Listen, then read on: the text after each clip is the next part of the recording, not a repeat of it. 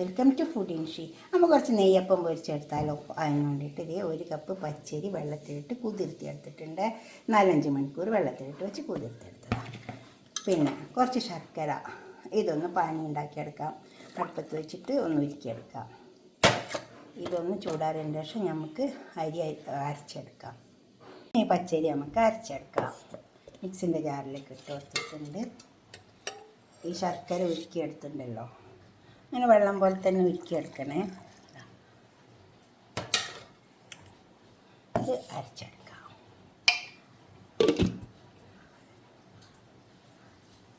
ഇത് അരിഞ്ഞ് വരുമ്പോൾ വെള്ളം ആവശ്യമാണെങ്കിൽ മാത്രം കുറച്ചും കൂടെ ശർക്കരയുടെ വെള്ളം ഉണ്ട്, അതന്നെ ഒഴിച്ചു കൊടുത്താൽ മതി. ഒരു ഇളം ചൂടുള്ള ശർക്കരപ്പാനിയാണ് ഒഴിച്ചു കൊടുത്തിട്ടുള്ളത്. എടുത്ത നെയ്യപ്പത്തിൻ്റെ മാവ് ഇതിലേക്ക് ഒഴിച്ചു കൊടുക്കുക. ഒരു പാത്രത്തിലേക്ക് ഒഴിച്ചു കൊടുക്കുക. ഇത് അരച്ചെടുക്കുമ്പോൾ ഇങ്ങനെ നല്ലോണം അരിഞ്ഞ് വരണ്ട, കുറച്ചൊരു തരി ഉണ്ടായിക്കോട്ടെ. കണ്ടോ, ഇതേമാതിരി ഇതേപോലെ അരച്ചെടുത്താൽ മതി. എന്നിട്ട് അതിലേക്ക് നമുക്ക് ഒന്ന് സോഫ്റ്റ് ആവാൻ വേണ്ടിയിട്ട് കുറച്ച് ഗോതമ്പത്തിൻ്റെ പൊടി ഇട്ട് കൊടുക്കാം. പിന്നെ ഉപ്പ് ആവശ്യം പോലെ ഇട്ട് കൊടുത്താൽ മതി. എന്നിട്ട് ഇത് ഇളക്കി ചേർത്തിട്ട് കുറച്ച് സമയം ഒന്ന് വെച്ചാൽ മതി. പിന്നെ അതിലേക്ക് നമുക്ക് തേങ്ങാക്കൊത്തൊക്കെ കരിഞ്ചീരകം എള്ളൊക്കെ ഇട്ട് കൊടുക്കാറുണ്ട്. ഇതൊന്ന് നന്നായി ഇളക്കി ചേർക്കുക.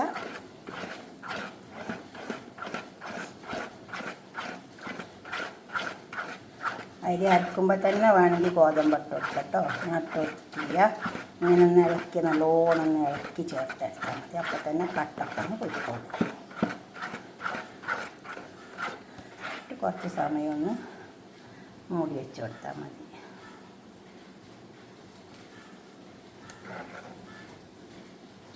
ഈ രീതിയിൽ കിട്ടിയാൽ മതി. ഇനി ഇതിവിടെ കുറച്ച് സമയം ഇരിക്കട്ടെ. നമുക്ക് തേങ്ങാക്കൊത്തൊക്കെ വറുത്തെടുക്കാം. എണ്ണ ചൂടായി വന്നിട്ടുണ്ട്. നമുക്ക് നെയ്യപ്പത്തിലേക്കുള്ള തേങ്ങാക്കൊത്ത് വറുത്തെടുക്കാം.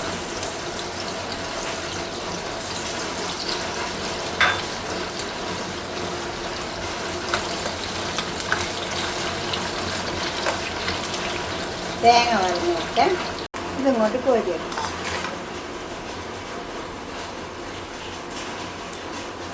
ഇതിലേക്ക് നമുക്ക് കുറച്ച് എള്ളുണ്ട്, കറുത്തെള്ള്, അതിട്ട് കൊടുക്കാം. ആദ്യം ഇത് കോരിയെടുക്കാം. ഇത് കുറച്ച് എള്ളുണ്ട്, കരിഞ്ചീരകമുണ്ട്. നമുക്കൊന്ന് വറുത്തെടുക്കാം. വറുത്തിട്ടാൽ നല്ലതുണ്ടാവും.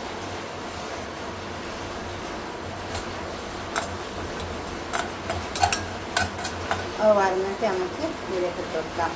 നമുക്ക് ഈ എള്ളും കരിഞ്ചീരകം ഇതിലേക്ക് ഇട്ട് കൊടുക്കാം.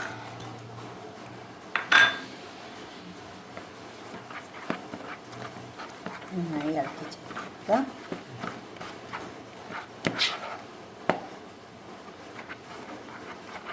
ഒരു നുള്ള് ബേക്കിംഗ് സോഡ ഇട്ട് കൊടുക്കാം. എന്നാൽ നല്ല സോഫ്റ്റ് ഉണ്ടാവും.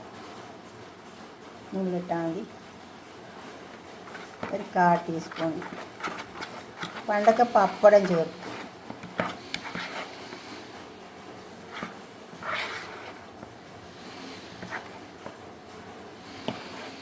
പപ്പടം എപ്പോഴും ചേർക്കട്ടോ. പപ്പടം ഇപ്പം എൻ്റെ അടുത്ത് തീർന്നു പോകണം. എൻ്റെ വീട്ടിലൊക്കെ എൻ്റെ ഉമ്മയെല്ലാം ഉണ്ടാക്കുമ്പോൾ പപ്പടം ചേർത്തിട്ടാണ് ഉണ്ടാക്കുക.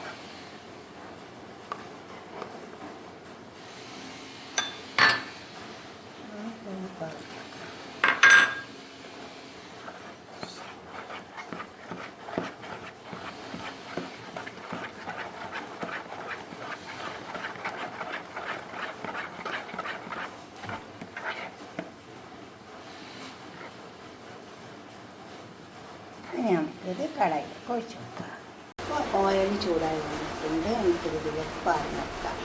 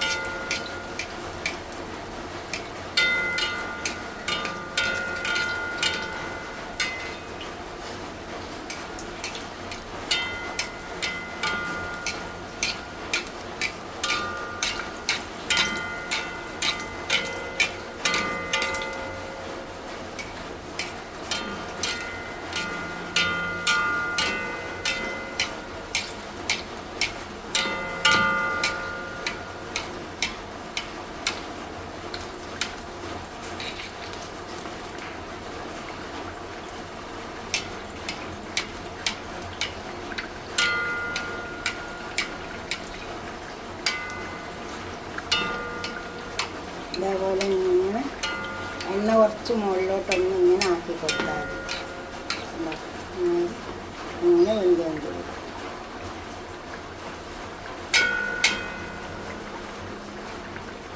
നമുക്കിത് പറഞ്ഞേക്കാം. അതേപോലെ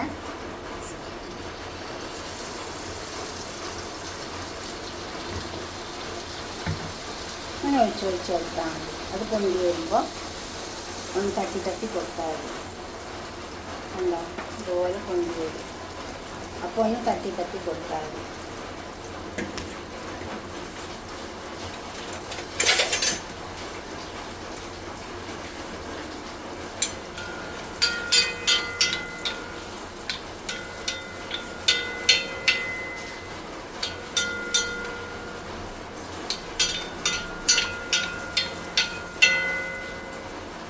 ഇതുപോലെ തട്ടി. അപ്പോൾ നല്ല നെയ്യപ്പായി കൂട്ടും. നമുക്ക് അങ്ങോട്ടും ഇങ്ങോട്ടൊക്കെ തിരിച്ചു മറിച്ചും വെച്ച് കൊടുത്താൽ മതി.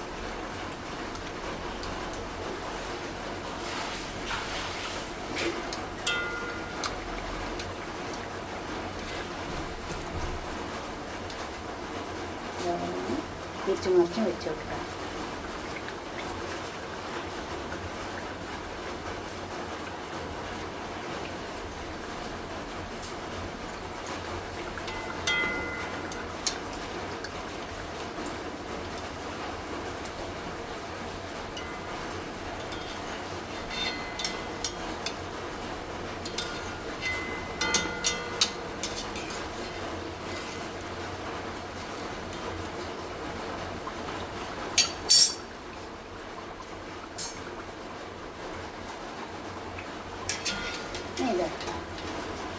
പിന്നെ അടുത്തത് വെച്ച് കൊടുക്കാം.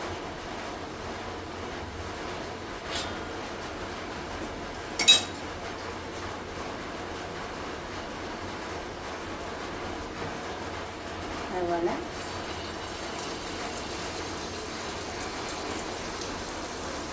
അങ്ങനെ കൊണ്ടുപോകും. അപ്പോൾ തിരിച്ചു നോക്കി ഞാൻ വെച്ചോട്ട് പോലെ തന്നെ വെച്ചെടുത്താൽ ഇങ്ങനെ വെച്ചോട്ടാ.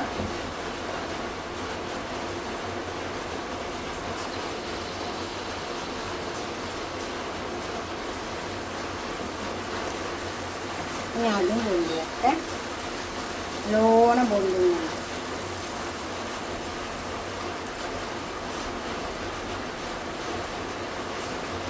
അതുപോലെ പൊന്തി വരും.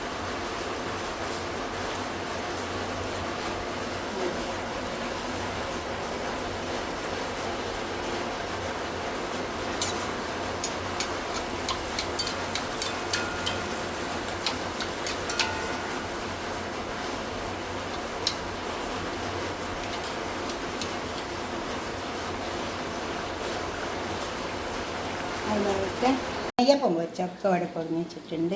ഇതുപോലൊക്കെ ഒന്ന് ഉണ്ടാക്കി വെക്കുക. നെയ്യപ്പം നല്ല ടേസ്റ്റുള്ള നെയ്യപ്പം കേട്ടോ. നല്ല സോഫ്റ്റ് ഉണ്ട്, എല്ലാം ഉണ്ട്.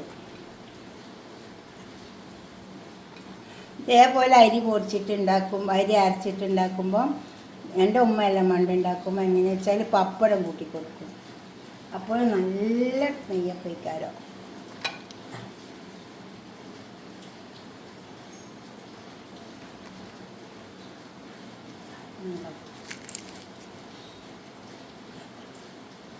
നല്ല ടേസ്റ്റുള്ള നെയ്യപ്പം. ഇതുപോലൊക്കെ നിങ്ങൾ ഉണ്ടാക്കിയിട്ട് നിങ്ങളുടെ അഭിപ്രായം നിർദ്ദേശമൊക്കെ ഒന്ന്